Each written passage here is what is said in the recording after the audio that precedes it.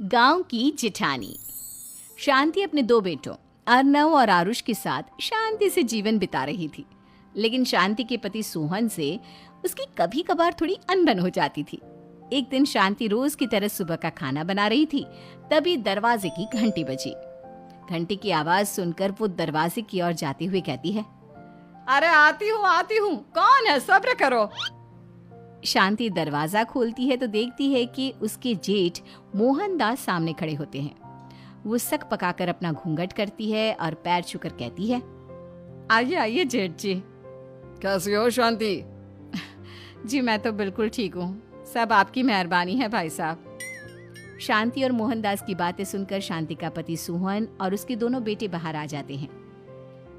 अरे भैया राम राम, कैसे हो आप? राम राम भाई। अरे शांति, ऐसे खड़ी खड़ी क्या देख रही हो? चाय कॉफी कुछ लेकर आओ, भैया आए हैं। शांति तेजी से रसोई की ओर आगे बढ़ती हुए कहती है, अरे मेरी माँ, गेट खोलने के चक्कर में मेरे तो चावल ही जल गए। वो दौड़ी दौड़ी रसोई में जाती है और देखती है कि सारे चावल जल गए हैं।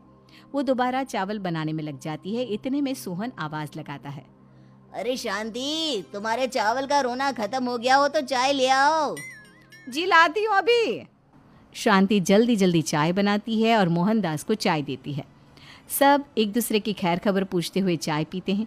चाय खत्म होती ही मोहनदास शांति की ओर देखते हुए मजाक में कहते हैं, शांति, अब तुम्हारी चाय में दम नहीं रहा, अब हमें चाय बनाने वाली बदलनी पड़ेगी।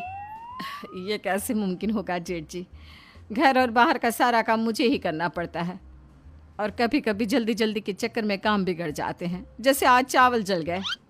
अरे इसी का तो हल लेकर आया हूँ। मैंने रिश्ता देखा है अर्नव और आरुष के लिए। दोनों लड़कियाँ बहुत सुंदर और सुशील हैं। अगर आप दोनों इजाज़त दें तो बात करूँ आगे।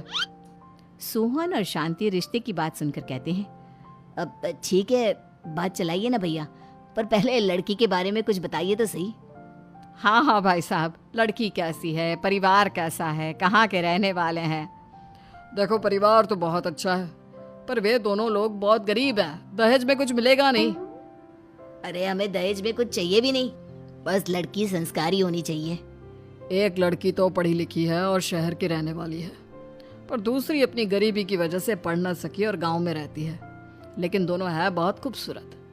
अगर तुम सबको देखते ही पसंद ना आ जाए तो मेरा नाम बदल देना। हाँ, पर तो हम आके मूंद कर भरोसा कर सकते हैं भैया। आप आगे बात चलाइए, हम शादी करने को तैयार हैं। कुछ ही दिन में अर्नव और आरुष की शादी हो जाती है। आरुष की शादी अनपढ़ लड़की मंजरी से हो जाती है, जो कि बहुत भोली भी होती है, और अर्नव की शादी पढ़ी लिखी लड़की तनुजा से हो जाती है, जो कि घमंडी और चालू होती है। एक दिन मंजरी घर के काम कर रही थी कि अचानक शांति उसे आवाज लगाती है, बड़ी बहू, ओ बड़ी बहू, मंजरी जल्दी यहाँ आओ। मंजरी जल्दी जल्दी शांति के पास जाती है। बेटा मेरे पैर दबा दे, बहुत दर्द हो रहा है। जी माँ जी, बस बर्तन धोकर आती हूँ। अरे बैठ यहाँ, मेरे पैर में बहुत तेज दर्द हो रहा है, बर्तन छोटी बहू धो लेगी। मंजरी शांति के पैर दबाने लगती है तो शांति तनुजा को आवाज लगाती है, छोटी बहू, ओ छोटी बहू। तनुजा थोड़ी देर से आराम से चलकर आती है। जी माँ जी, आपने बुलाया मुझे? आपको कोई काम था क्या? तू कुछ काम कर रही है या? शांति की बात काटते हुए तनुजा बोलती है, कुछ नहीं माँ, फोन पर अपने घर पर बात कर रही थी। अरे बाद में बात करियो अपने घर वालों से, पहले जाके बर्तन धो ले। तनुजा मुंह बनाते हुए अपनी जिठानी की ओर देखती है और मन ही मन कहती है, ये महारानी वहाँ बैठी है, ये नहीं कि बर्तन धो ले। मैंने इतनी पढ़ाई बर्तन धोने के लिए की थी क्या? तनुजा दांत पीसकर वहां से चली जाती है। अगले दिन सब दफ्तर चले जाते हैं, तभी डाकिया चिट्ठी लाता है।